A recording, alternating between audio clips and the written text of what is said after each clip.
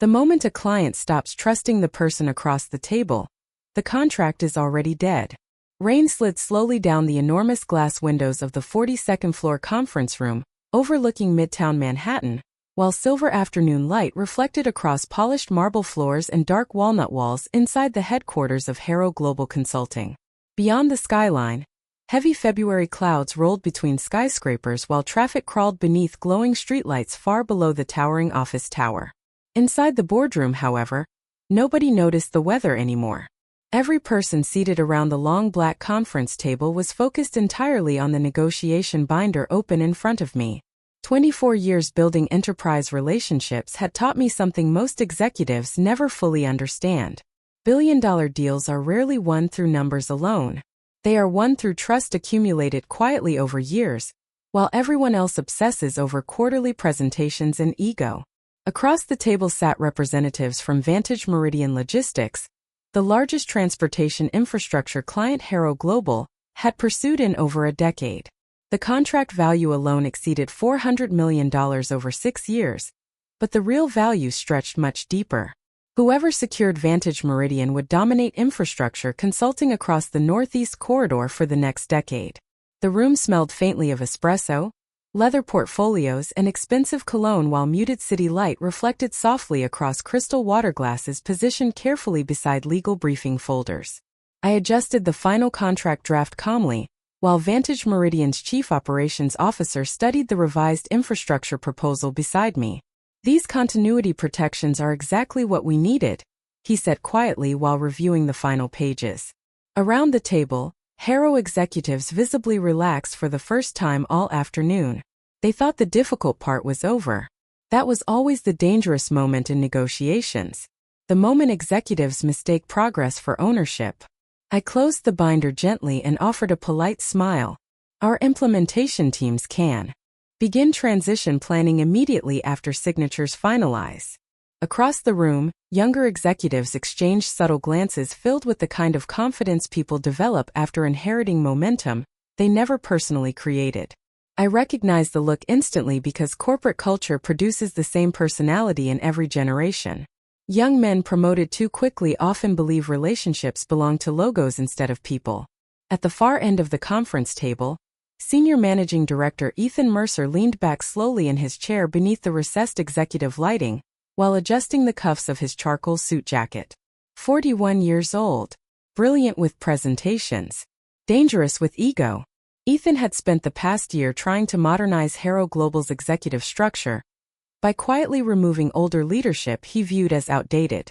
Unfortunately for him, most of the company's largest clients trusted me personally, not the branding strategy he sold during board meetings.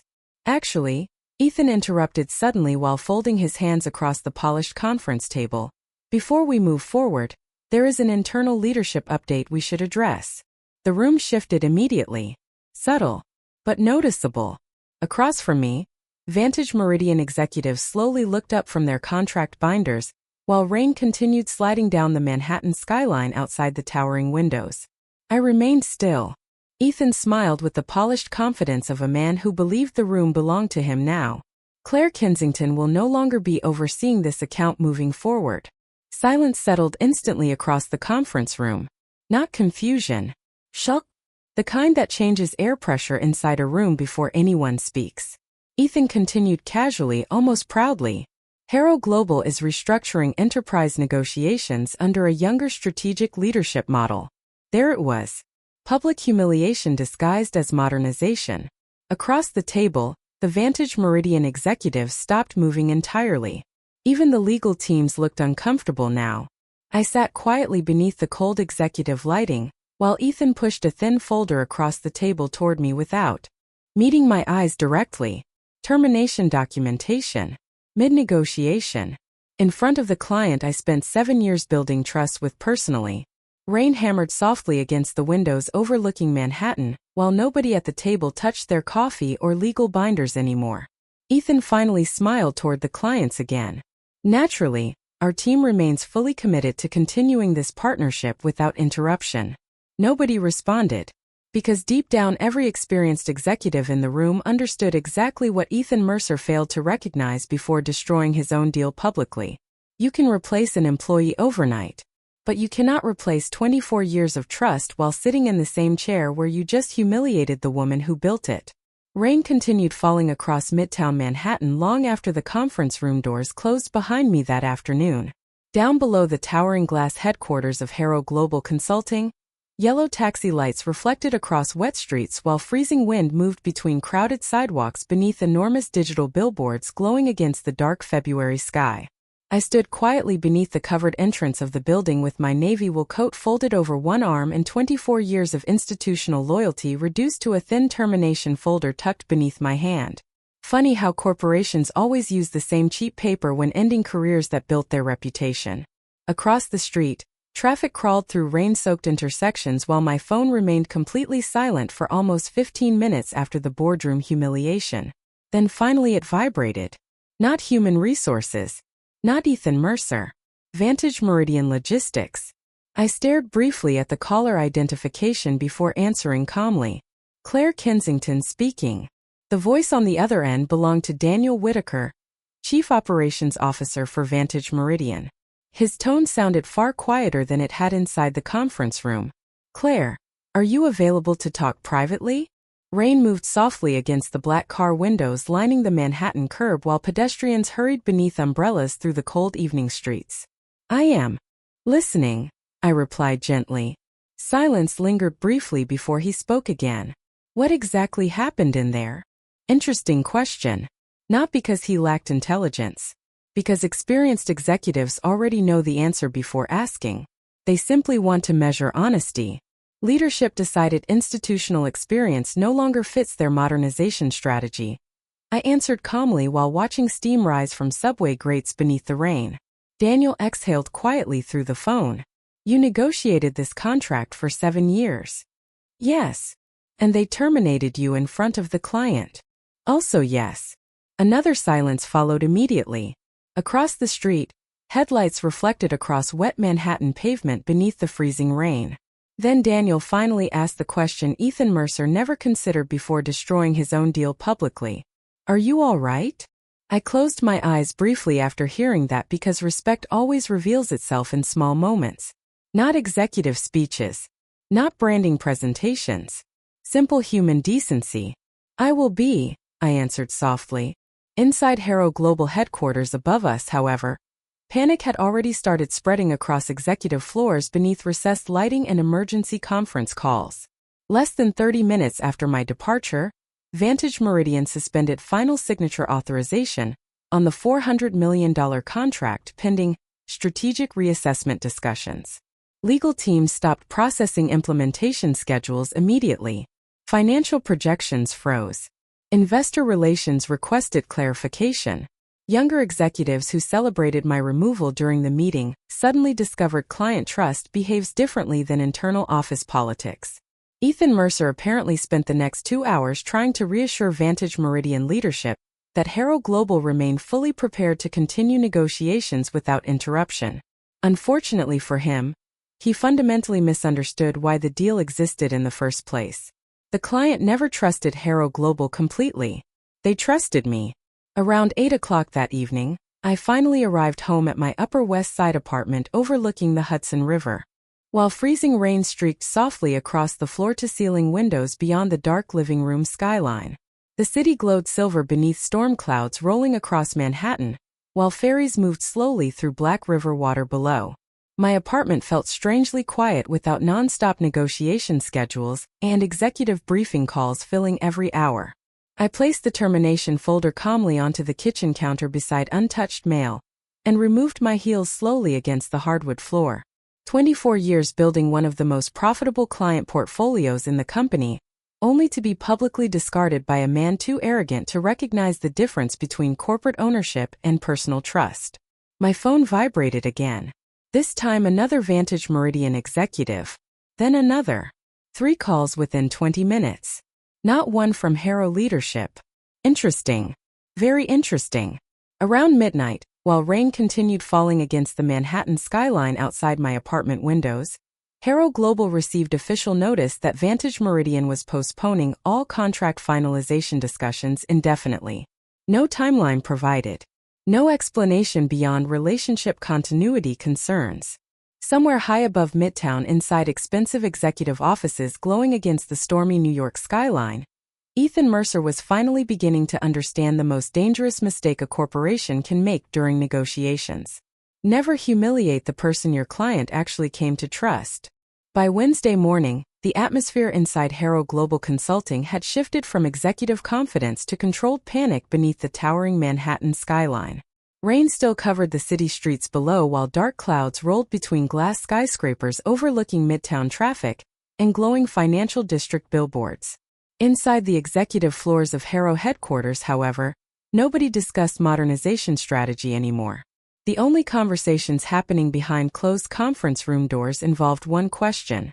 Why had Vantage Meridian frozen, a $400 million agreement, less than 1 hour after Claire Kensington was publicly terminated mid-negotiation?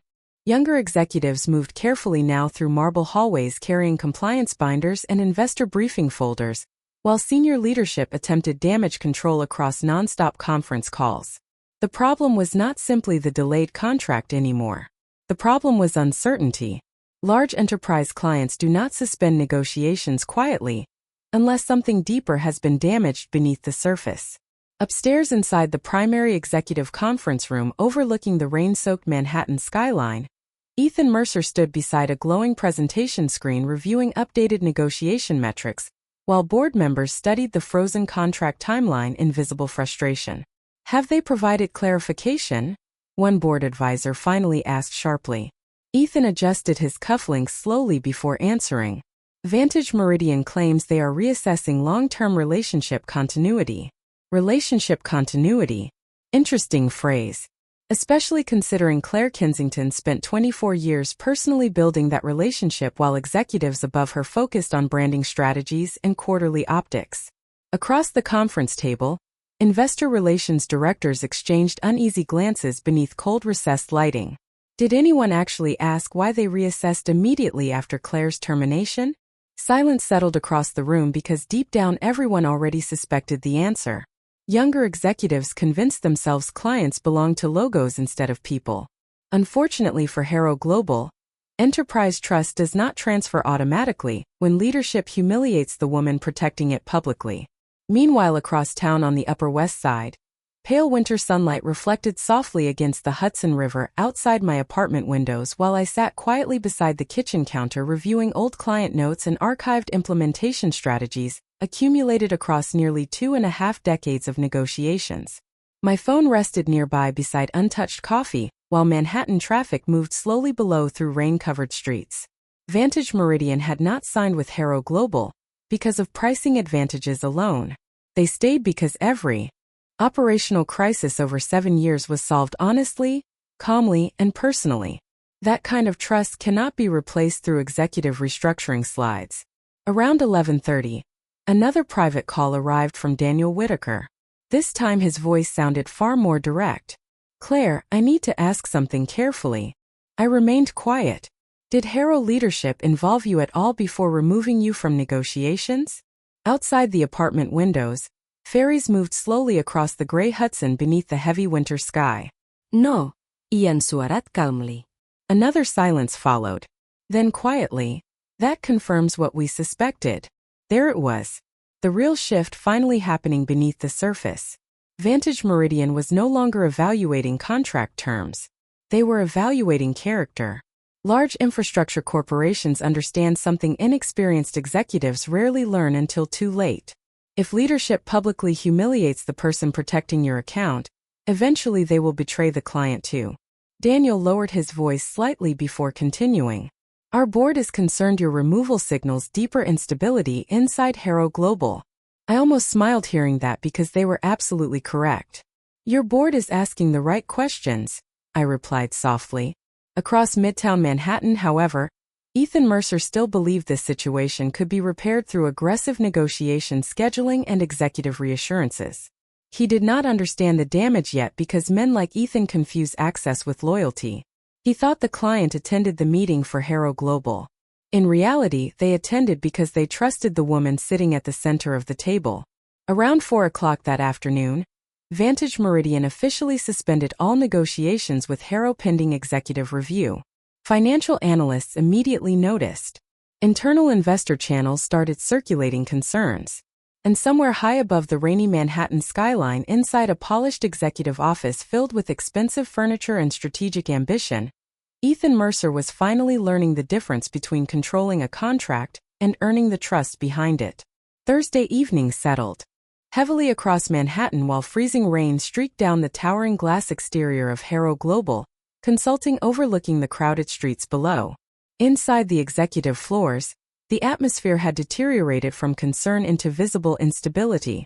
Investor relations teams fielded nonstop questions regarding the suspended Vantage Meridian agreement, while senior leadership scrambled between emergency meetings beneath cold recessed lighting and glowing skyline conference rooms. Across multiple departments, employees whispered quietly about Claire Kensington's termination and the immediate collapse of the company's largest pending infrastructure deal. Even junior analysts understood something leadership refused to admit publicly yet. The client never belonged to Harrow Global. The client belonged to the woman they humiliated. Upstairs in the primary executive boardroom, Ethan Mercer stood beside the long walnut conference table studying revised quarterly projections displayed across wall-sized financial screens. The numbers looked worse every hour. Without the Vantage Meridian contract, Harrow Global's Northeast expansion strategy would collapse completely before summer. Worse still, rumors regarding internal executive instability had already started circulating through private investment circles across Manhattan. One board advisor closed a briefing folder sharply before speaking. "We need immediate client reassurance." Ethan nodded once while adjusting his charcoal suit jacket beneath the cold lighting. "I already scheduled another executive session with Vantage Meridian tomorrow morning." Silence settled around the conference table. Then one older board member finally asked the question Ethan clearly did not want to hear aloud. "Will Claire Kensington be involved?" Ethan's jaw tightened slightly. No, another silence followed immediately. Not disagreement, concern, because experienced executives understood what younger leadership still refused to accept. If the client requested continuity and stability, removing the person who represented both was not modernization. It was sabotage disguised as ambition. Meanwhile, across town, I sat quietly inside a private dining room overlooking Central Park while snow mixed softly with rain beyond the restaurant windows beneath the glowing Manhattan skyline. Candlelight reflected across crystal water glasses and polished silverware, while soft jazz drifted through the nearly empty upper dining area. Across the table sat Daniel Whitaker and two Vantage Meridian board members who flew into New York unexpectedly that afternoon. Nobody touched the expensive wine waiting beside untouched menus. This was not a celebration dinner. It was a trust evaluation. Daniel folded his hands carefully while city lights reflected across the dark restaurant windows behind him. "Claire, I need complete honesty before our board makes any final decision." I nodded once. "Of course." One of the board members leaned forward slightly beneath the warm restaurant lighting. "Can Harrow Global still manage this account successfully without you?" Outside, yellow taxi lights moved through freezing Manhattan rain below the restaurant windows while distant sirens echoed softly between skyscrapers. I answered honestly because trust built over years survives only through truth. "Yes," I replied calmly. All three executives looked surprised immediately. Then I continued quietly. "But not under leadership that publicly humiliates the people protecting client relationships." Silence settled softly across the private dining room. Daniel exhaled slowly before asking the question everyone around the table had really come there to discuss. "If you were offered another platform, would you continue overseeing this project elsewhere?" There it was. Not revenge. Opportunity. Mature corporations understand relationships follow integrity naturally. They do not need manipulation or illegal poaching. Clients choose where trust feels safest. I looked out toward the rain-covered Manhattan skyline, while snow drifted across Central Park beneath the dark February sky. 24 years of negotiations had taught me something younger executives almost never understand. The strongest business relationships are personal long before they become contractual. "That would depend entirely on the culture of the organization," I answered. Softly. Across Midtown meanwhile, panic continued spreading through Harrow Global headquarters, beneath nonstop executive calls, and collapsing investor confidence.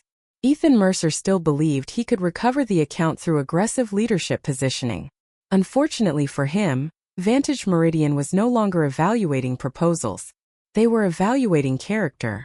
Around midnight that evening, while Manhattan glowed silver beneath freezing rain and city lights, my phone vibrated quietly against the restaurant table. Unknown corporate number. Chicago area code. I answered calmly after excusing myself toward the hallway overlooking the skyline. A composed female voice greeted me immediately. "Mrs. Kensington, my name is Laura Bennett. I represent Blackstone Strategic Infrastructure." I stopped walking beside the tall windows overlooking the rain-covered city streets below. Blackstone was Harrow Global's largest competitor. "I see," I replied quietly. Laura Bennett continued calmly. "Our executive board would very much like to discuss your future." Friday morning arrived beneath pale winter skies while Manhattan traffic crawled through rain-covered avenues surrounding the towering financial district skyline.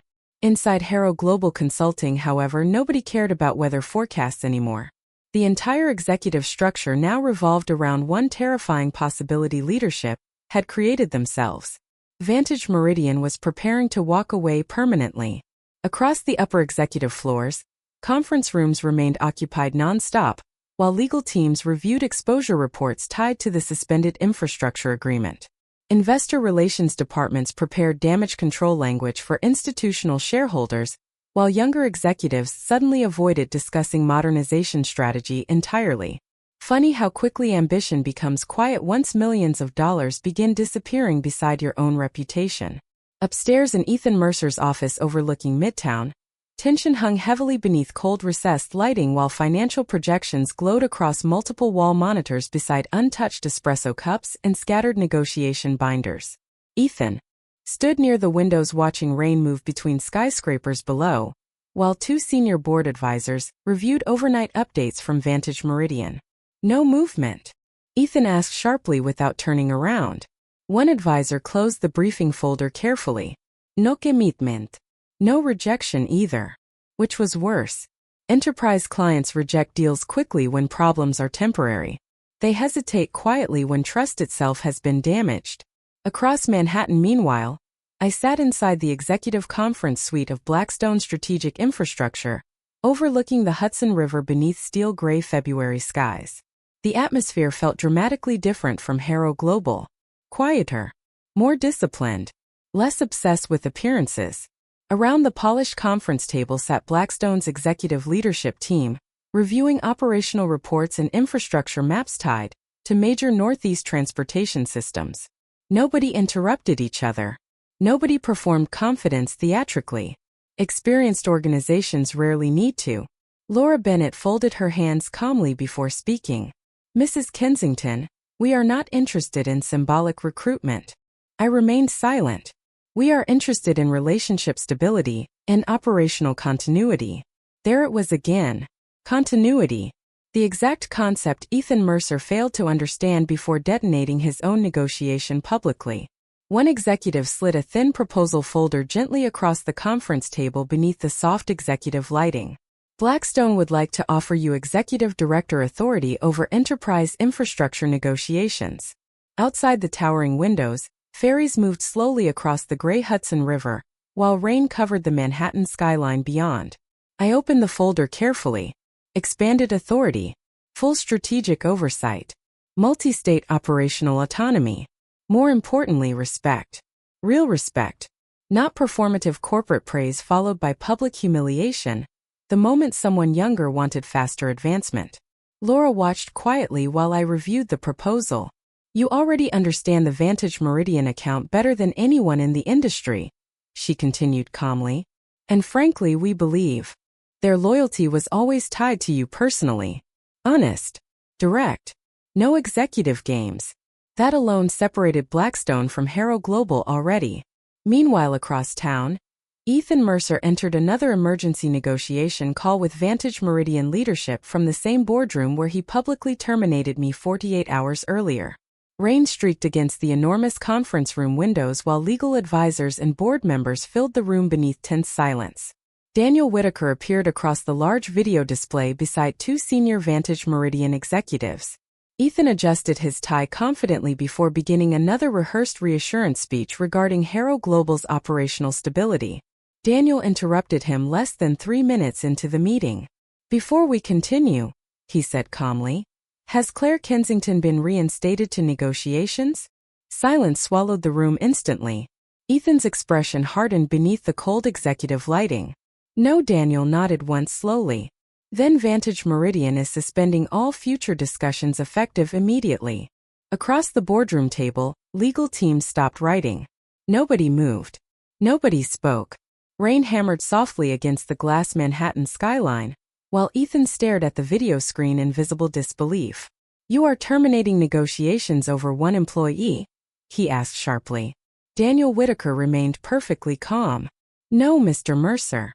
Another silence followed. "We are terminating negotiations because your leadership publicly humiliated the one person we trusted to protect this partnership." Then the screen went black. Back inside Blackstone headquarters overlooking the gray Hudson River, my phone vibrated quietly against the conference table. I glanced at the notification once before setting it face down again. Laura Bennett almost smiled. "Bad news?" she asked softly.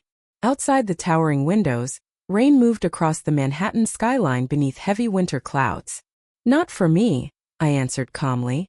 Monday morning sunlight finally broke through the Manhattan clouds after nearly a week of freezing rain, while headlines quietly began circulating through private financial channels across New York City. Vantage Meridian Logistics had officially terminated negotiations with Harrow Global Consulting after 7 years of infrastructure partnership discussions. Analysts called it unexpected. Competitors called it catastrophic. Inside Harrow Global headquarters overlooking Midtown, however, employees called it exactly what it was: an executive ego disaster that destroyed the largest deal in company history. Across the executive floors, the atmosphere had become painfully tense beneath cold recessed lighting and non-stop board meetings. Investor calls flooded corporate communication channels while legal teams reviewed internal approval records tied to Claire Kensington's public termination during active negotiations. Younger executives who once praised Ethan Mercer's aggressive modernization strategy now avoided eye contact entirely inside elevators and conference rooms. Public humiliation feels very different once shareholders begin asking questions.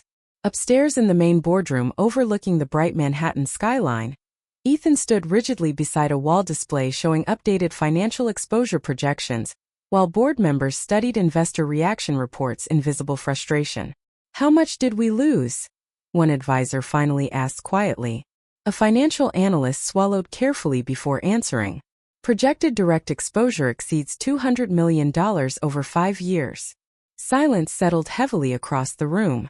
Not because the number surprised them, because everyone understood this disaster was completely avoidable. One executive decision, one public humiliation, one arrogant assumption that relationships belonged to the corporation instead of the woman who spent decades building them personally. Meanwhile, across town, Blackstone Strategic Infrastructure prepared for its largest client acquisition announcement in company history.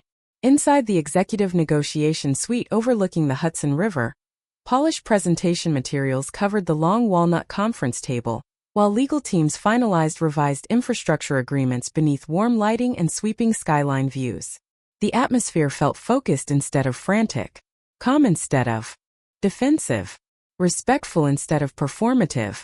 I stood quietly beside the windows reviewing implementation schedules, while sunlight reflected across the river beyond the towering Manhattan skyline. 24 years negotiating enterprise infrastructure agreements had taught me one simple truth. Clients follow trust naturally. They never need to be stolen.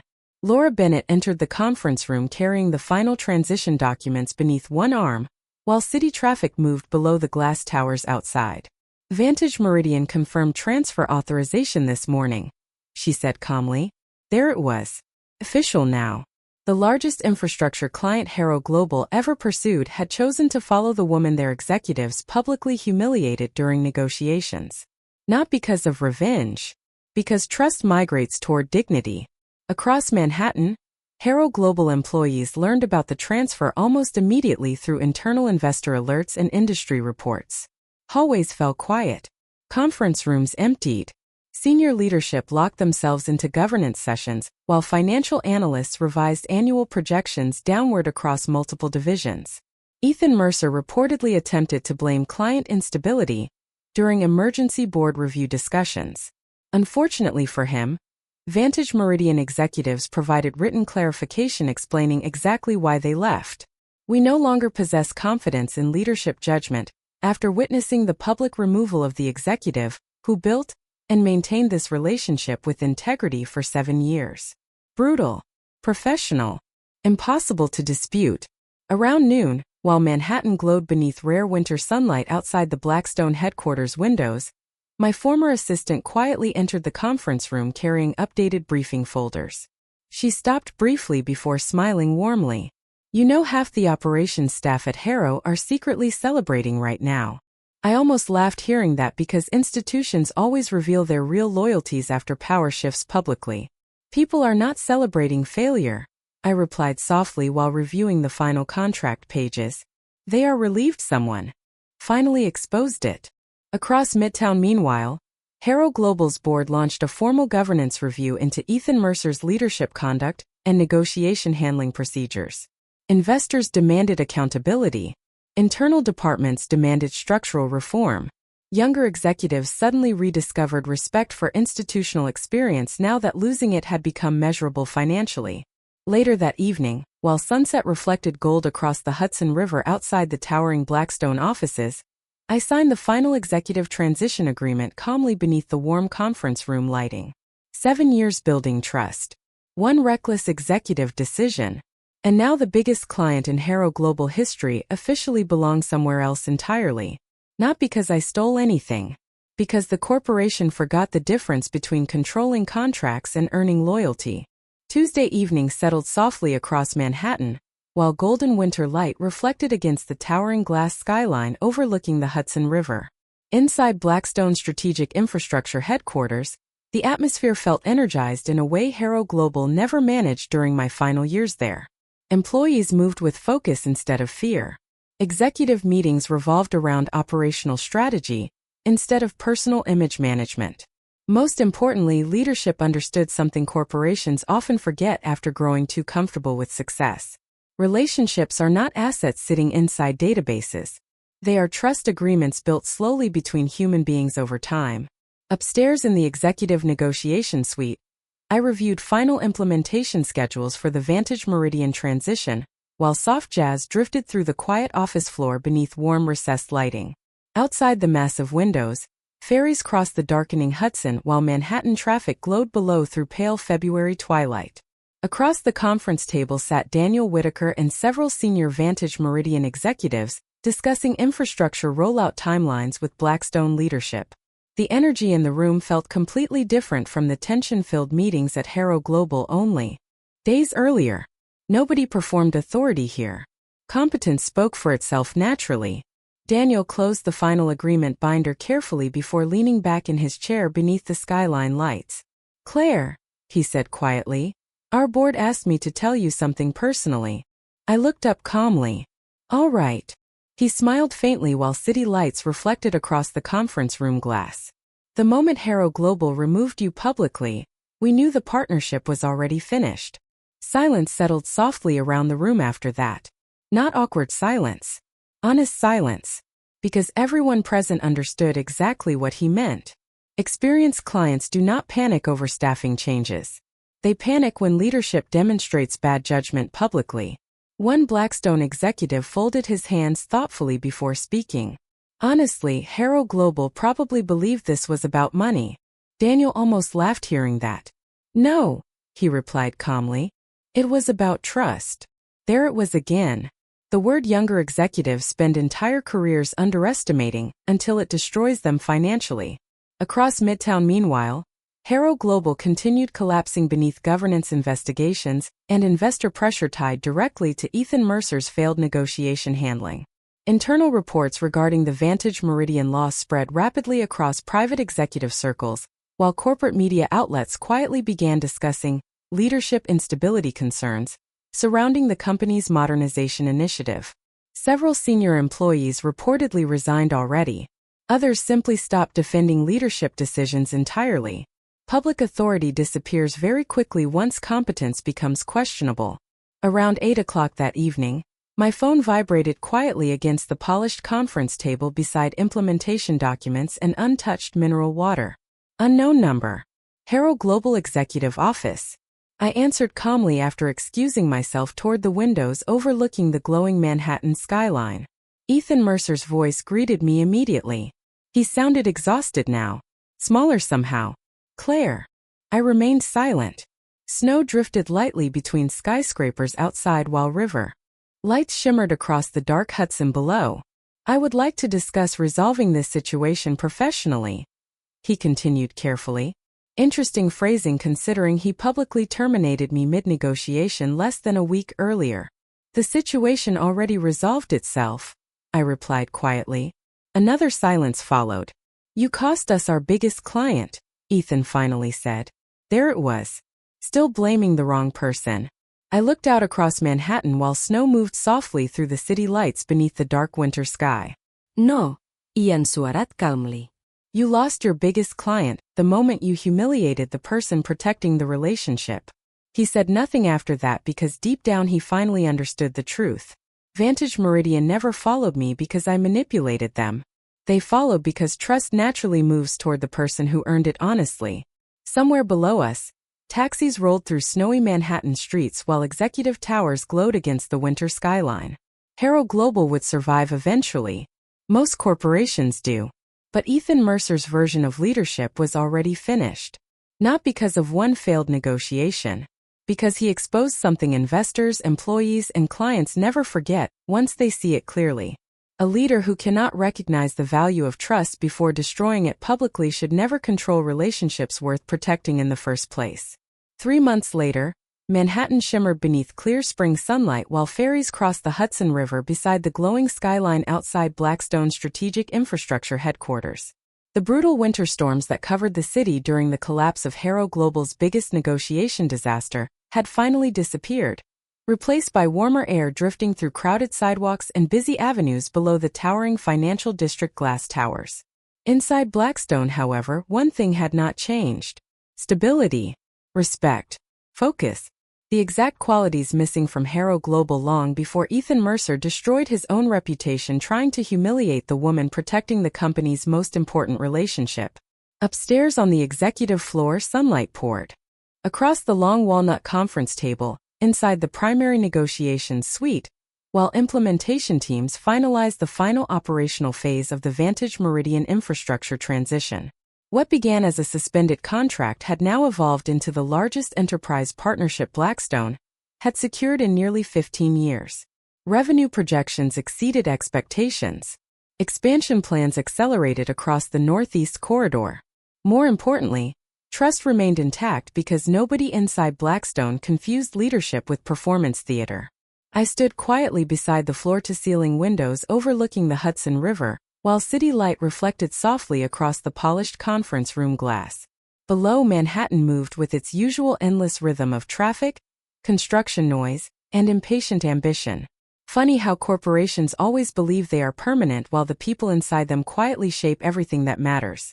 Behind me, Daniel Whitaker reviewed the final implementation report before closing the binder gently beneath the warm executive lighting. You know, he said calmly, our board still talks about that day in the Harrow conference room. I turned slightly toward him while ferries moved slowly across the river below the skyline.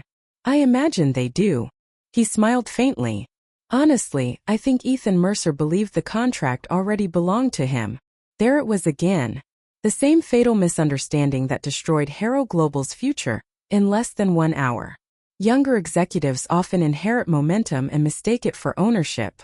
They see signed paperwork coming and assume trust automatically transfers to whoever occupies the office chair next. But relationships do not work that way. They never have. People like Ethan always confuse access with loyalty, I replied quietly while sunlight reflected across the water outside. Daniel nodded slowly. And corporations forget clients are watching how leadership treats people long before contracts are finalized. Exactly. That was the real lesson buried beneath the financial damage, governance reviews, and executive collapse. Vantage Meridian never left Harrow Global because of pricing, disagreements, or strategic restructuring. They left because public disrespect revealed private instability. Mature clients understand something ambitious executives rarely learn until it costs them everything. If leadership humiliates the person protecting your relationship today, eventually they will betray the partnership tomorrow too.